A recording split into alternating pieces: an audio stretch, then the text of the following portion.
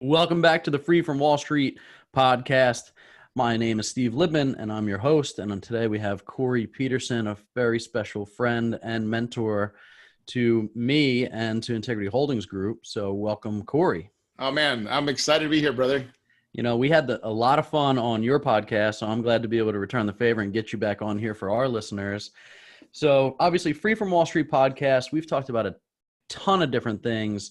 But you have a very unique story because you used to sling the Wall Street rock, and now you have set yourself free from it. So tell us a little bit about your background, where you've come from, and where you landed to, up till now.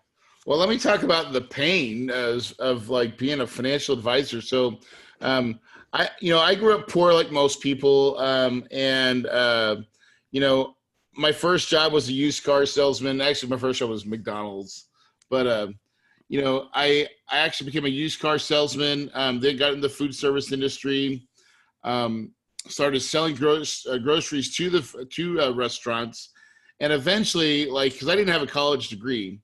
So eventually someone said, hey, why don't you become a financial advisor? And I was like, well, that's a good idea, but don't you have to have a degree? And they said, no, you just got to pass test. Well, that's the hardest test I've ever studied for. I got hired on with a firm called Edward Jones. And Edward Jones, taught me, and they're actually known for one of the best companies to work for in the financial services industry.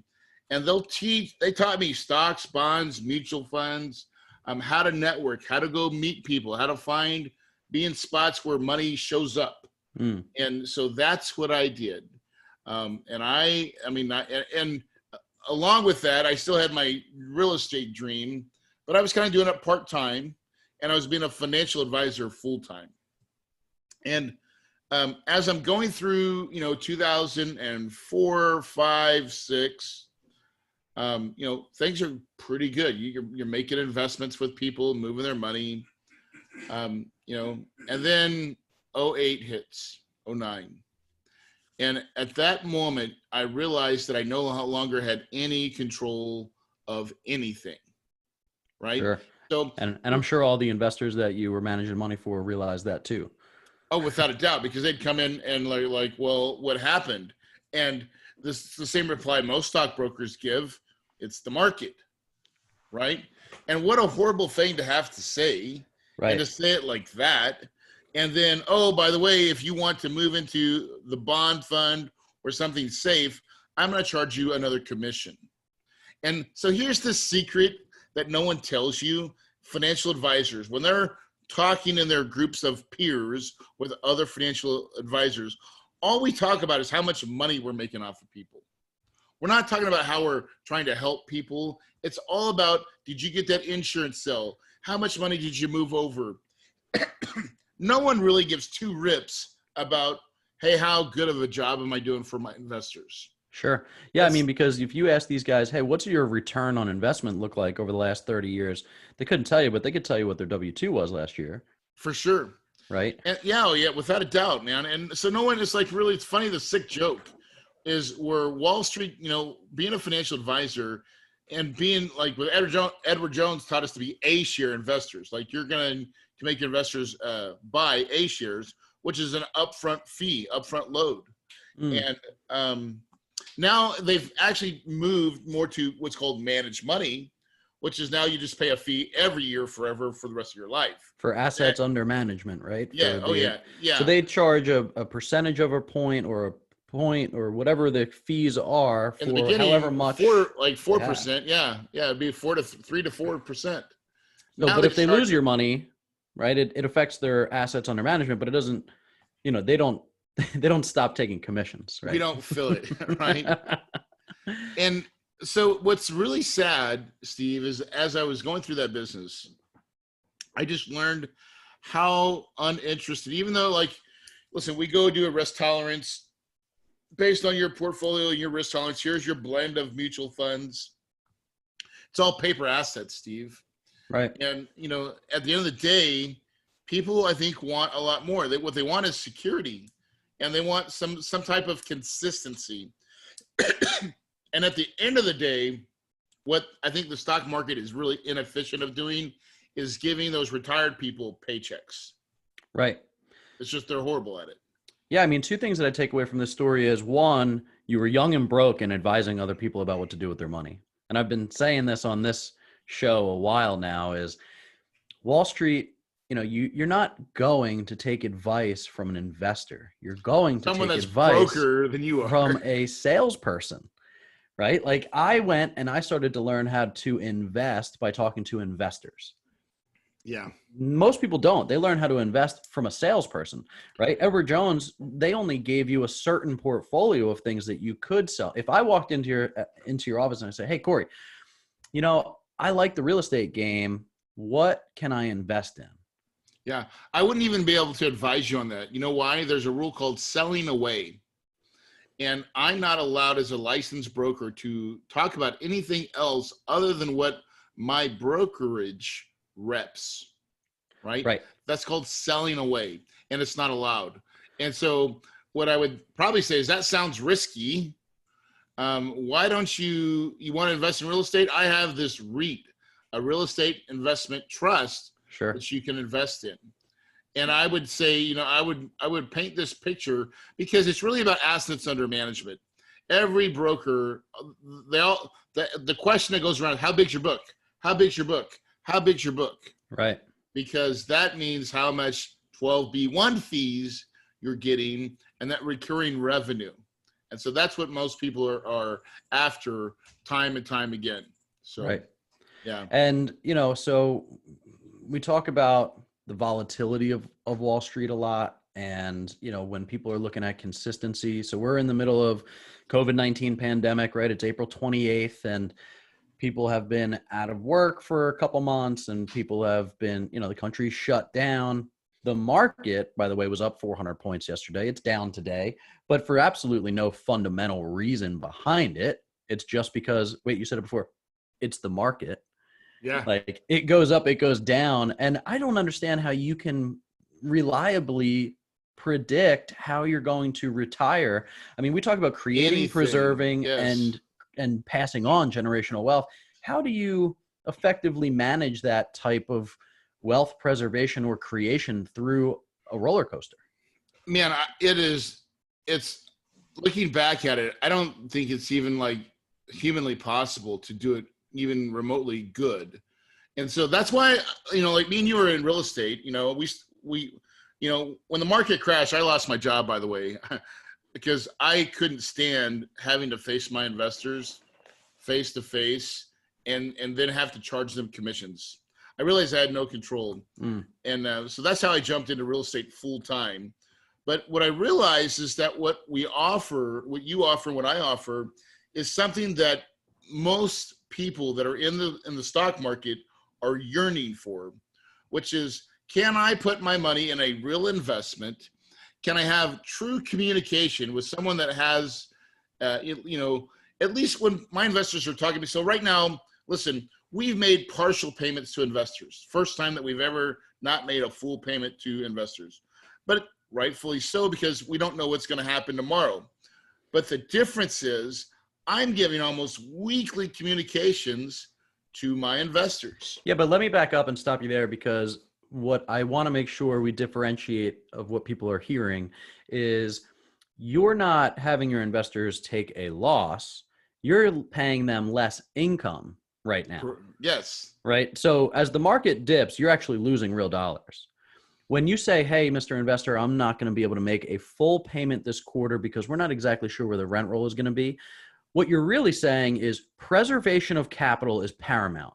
Because we don't want to lose control of the asset or lose any part of your capital, we're going to stop paying you the exorbitant amount of interest that you were making on your money for a period of time until we get back to where we can be more predictable, right? So a quarterly payment that got a partial payment is not the same as losing money, right? I just want to make the distinction, because when the we market feel crashes, bad, you lose money, right? Right. Yes. But we'll feel bad because we didn't pay the preferred return, but that's because that's the type of operators that we are. We want to make sure that everybody's getting what we projected, even in an unprecedented pandemic shutdown like this. Right? right? Call And your I think stockbroker and see if he's doing yes, that for you. and that's the difference, and that is why I think people yearn for the products that we create. It creates way better payments. Like, I know a lot of people have between 6 prefs and maybe a little bit more than that, whatever, but that's real income. That's Right. mailbox money. And try to find something that pays 6%, that pays quarterly or even semi-annually in the market. Yeah, Stock I'm market. I'm in a bunch of retirement Facebook groups, and I just kind of I watch the conversations because it's one, I'm a sociology major, so it's interesting for me to watch how people behave, and especially when things are so volatile right now. But what's really interesting about the whole thing is if they talk about cash flow or payments, they talk about one thing, an annuity, right? And now people are pitching annuities a lot because they were able to increase their fee structure on them and they can get paid. Before they were difficult to get paid on because they were paying the investor, not necessarily the financial advisor. So now that that's changed a little bit, you see people talking about but what are their annuities paying them? 1.5 to 2%.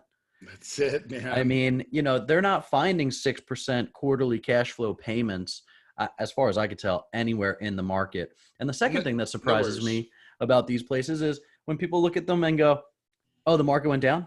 Don't look at it. Yeah. Don't look at it.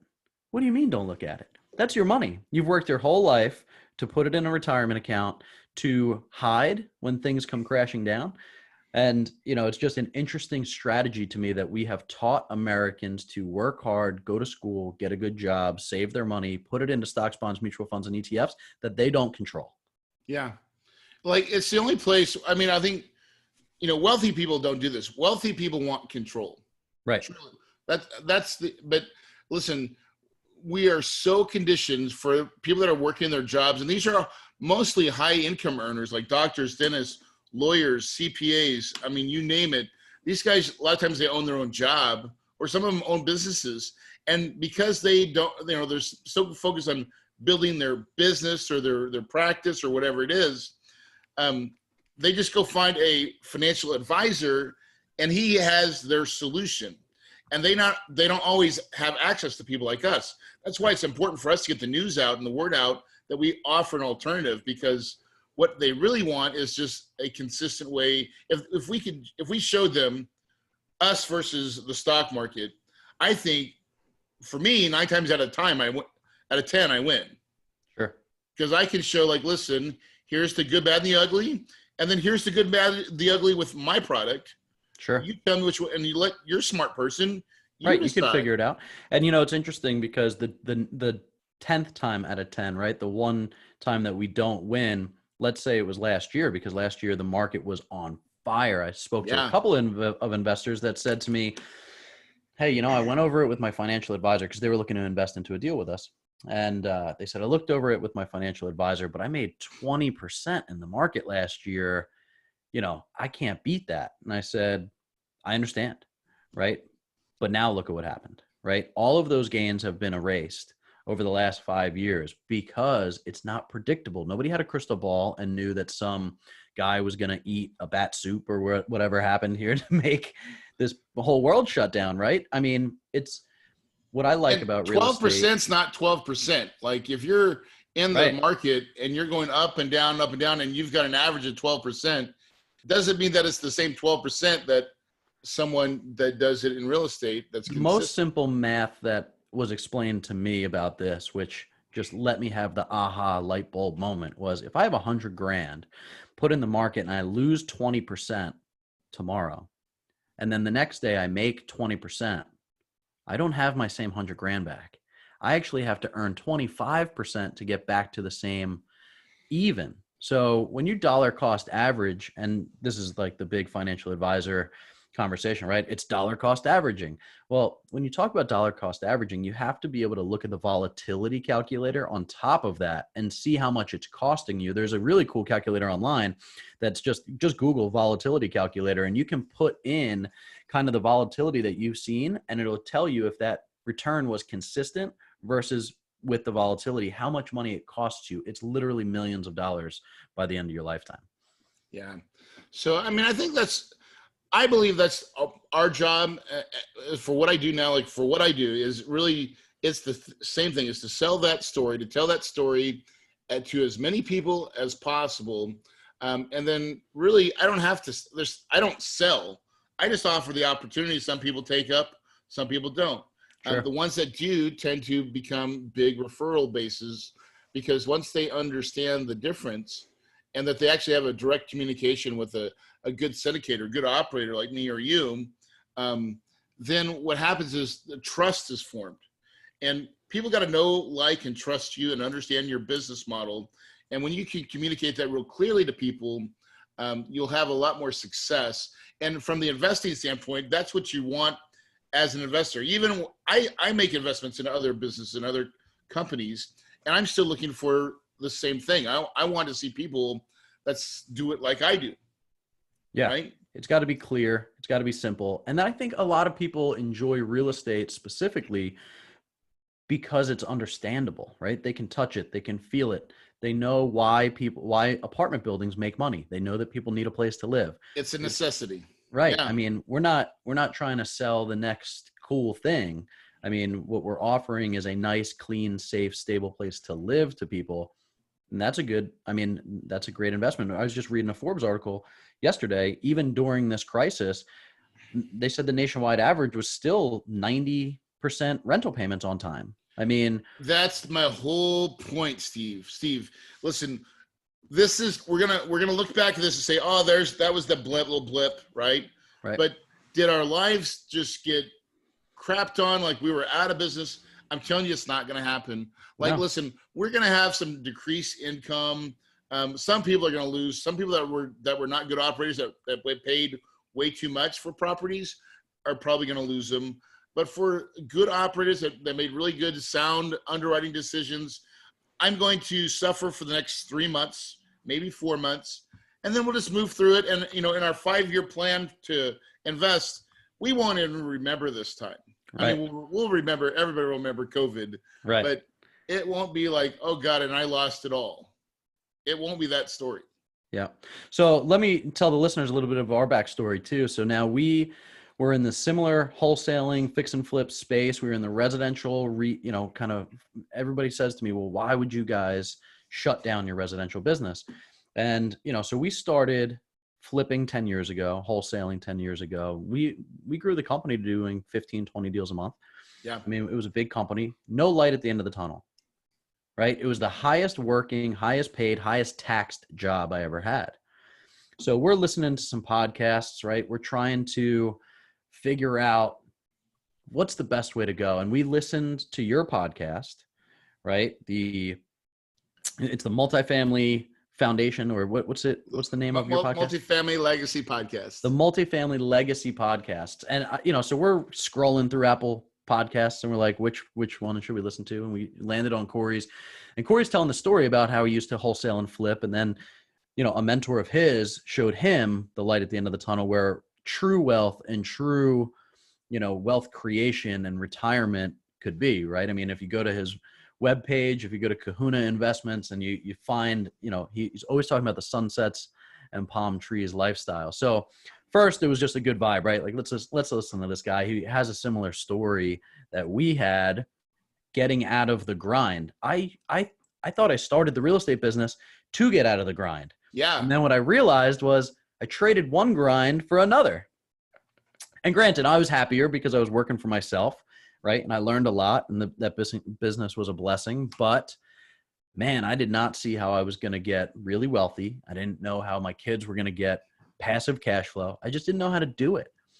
And so we listened to your podcast. We listened maybe 2 or 3 of them, and we started hammering the phones, right? We got to get this guy on the phone. How do we get this guy on the phone? We do. You invite us out to San Diego for a boardroom, and we come out, we spend 3 days, and the aha light bulbs go on, right? It was just like the first time I walked into a single family fix and flip seminar, and I was like, oh, people can actually do this and make real money doing it. Yeah. And man, now we're in a couple of deals together. We're in the process of taking down 220 units together. I mean, we've done a lot in a very short period of time. I think we've probably participated in somewhere in the vicinity of $30 million worth of deals since we had dinner, right? And talked about what we were really looking to do in life. Dude, it's so awesome watching you guys, by the way. I'm really, so, it's funny.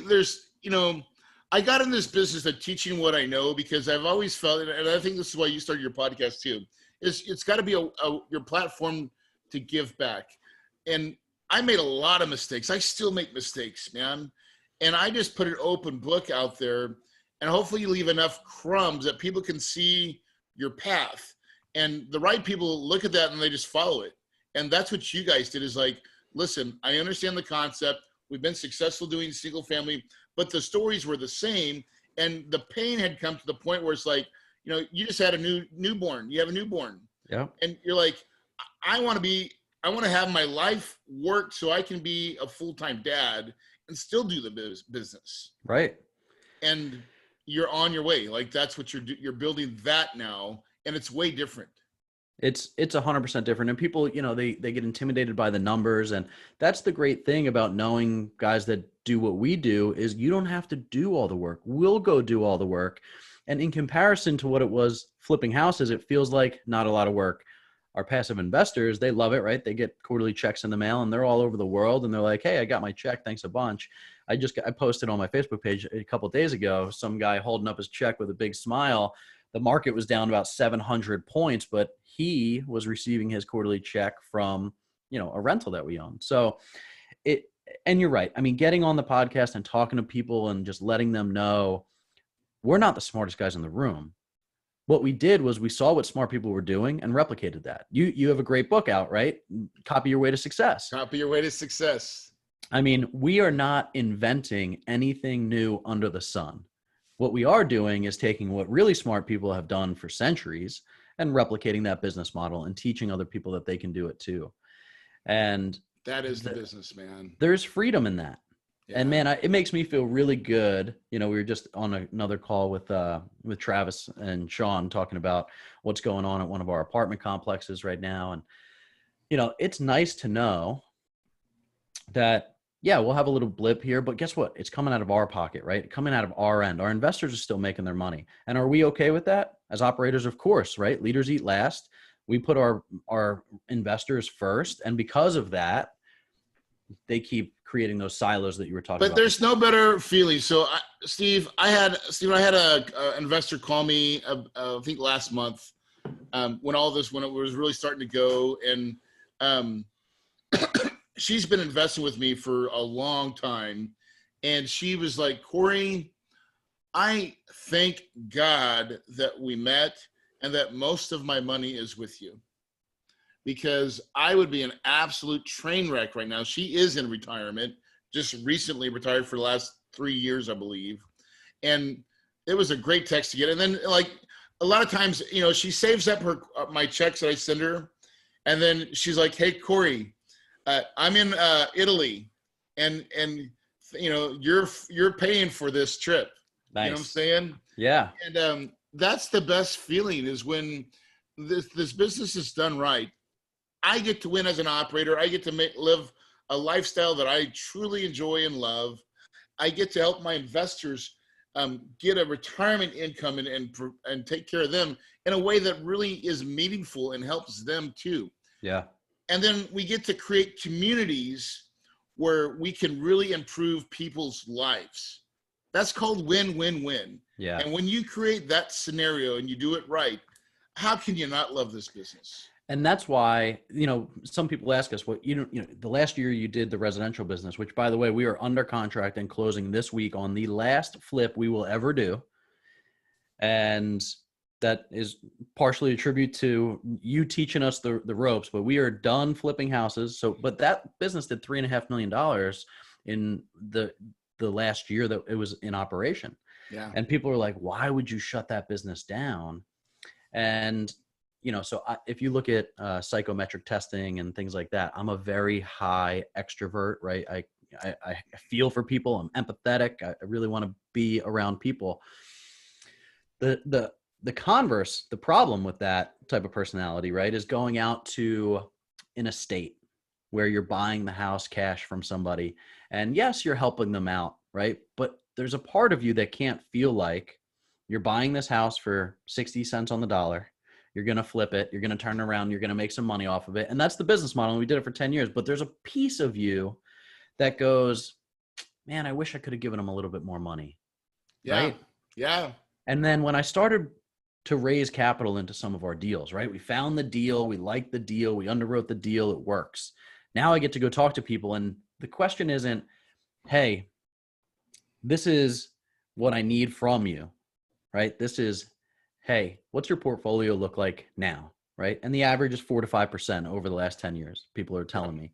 Yeah. And, and that's before fees, but it's for another time.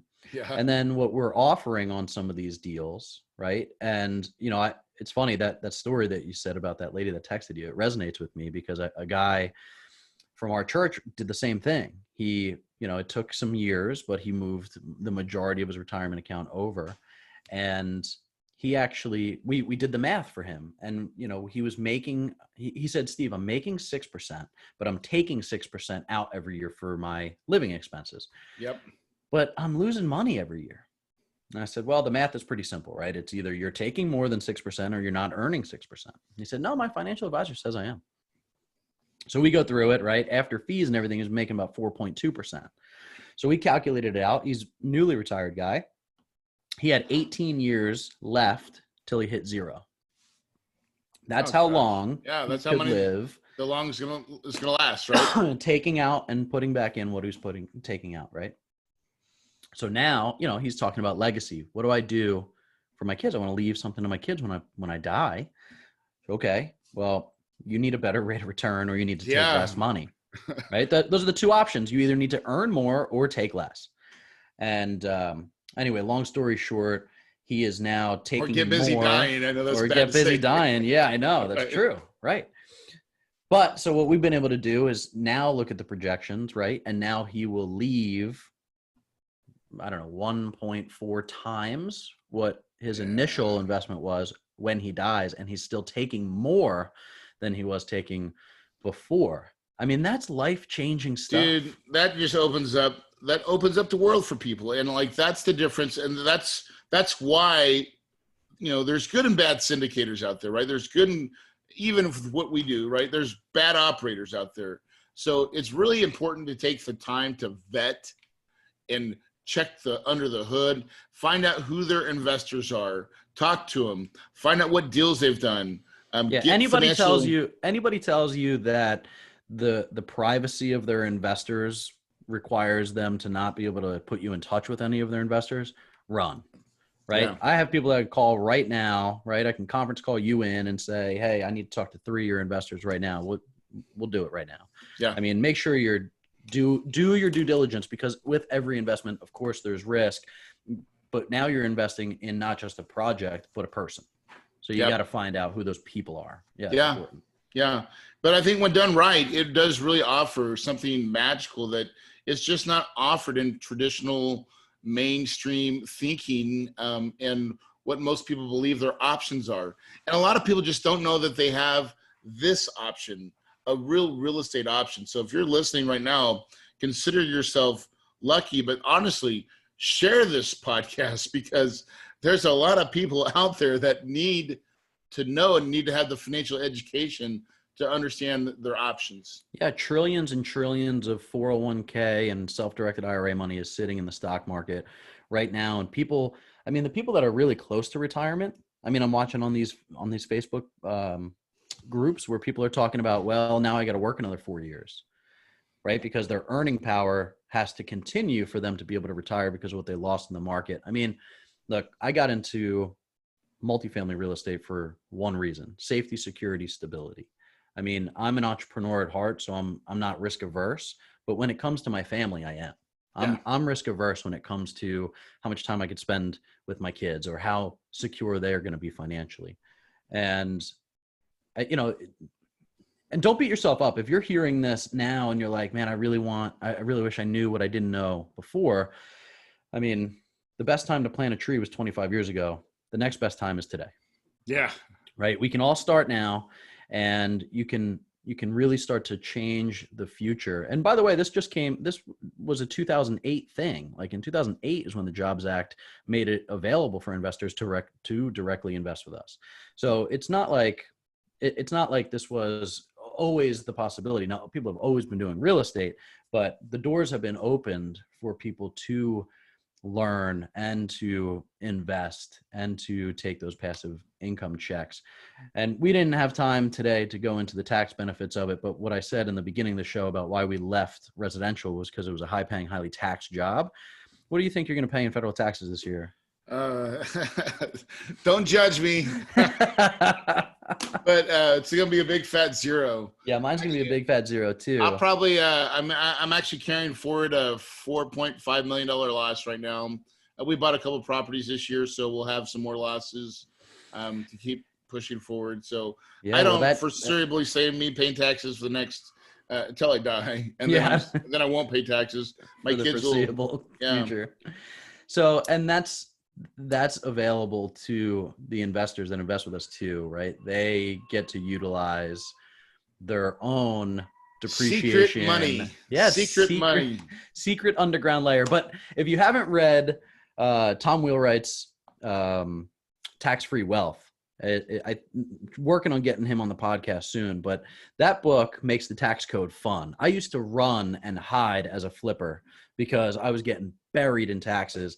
And now understanding that the tax code is written just so that you do what the government wants you to do, and then they give you massive benefits to do that. Now that has changed my entire paradigm too. So when I say I'm not going to pay taxes, that's because I'm not using the tax code. That's because I'm doing exactly what the government wants me to do and benefit for that from the tax code. So yeah, no taxes for us either. Dude, listen, when you buy and hold real estate, Uncle Sam loves you for it, and it really is I know we don't have a lot of time to spend it, but I'm just telling you right now, that's a game changer. Listen, I was 50% tax bracket. You were too when you're making that much money, right? Imagine making $1 million and then half of that, or whatever, $100,000, and you get, and half of it goes to Uncle Sam. It's like, oh. Yeah, you worked for 6 months for the government. You want to vomit. And so what does life look like when you play the game like rich, wealthy people do, right? They've learned to play the game. We can't change the rules. Well, the rules change. Government changes the rules. That's okay. But you just got to understand the rules, and then you play the game based on that. That's what we're doing now is we're playing the wealthy game, and it is game changer because it changes your net worth. Like my net worth now, when I was flipping homes, I've done it from 2009 to 2012 flipping. I made great income, but I never had a net worth. Right. Now I have a net worth. That net worth is big, and it's amazing because that's real wealth. If I was to sell all my assets, I would have a big amount of money, multi-millions of dollars. And I never had that fixing and flipping. I just had a nice income. Yeah. And even that was still subject to 50% tax. So tax deal is a real thing. It's huge. The first year that we shut down the residential business and got into the commercial business, I could make 40% less money and live the same lifestyle. Yeah. Right. But we're not doing that. We're making a little bit more. So, well, listen, Corey, it's always a pleasure, man, to have you just chat, and I can't wait to see you. We're going to be out in Ohio soon once the world opens back up to finish out our due diligence. So we'll go out and grab some steaks and talk about a great deal. The next 220 families that we're going to help create a nice place to live. So listen, man, thank you so much. And Travis never gets to sit here and say thank you to all the people that we get to talk to that have helped bring us through our journey. But we appreciate you. We're so blessed to know you. We're so blessed to be partners with you. And it's been a lot of fun so far, and we're just getting started. The future is looking good, brother. So you guys, I'm so proud of you. You guys keep rocking on, man. Thanks, brother. And we will chat with you soon.